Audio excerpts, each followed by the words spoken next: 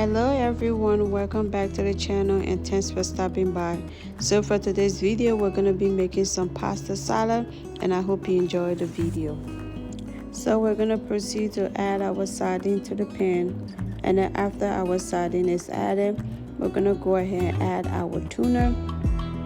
After the tuna is added, we're going to go ahead and add our pasta and our spam, and then after that we proceed to put our eggs and stir that up really good. After our eggs is all mixed up, and then we go in with our bell peppers and our onions, and then after bell peppers and onions, add a little bit of seasoning, black pepper and slap your mama, and then after that we go in with our mayonnaise.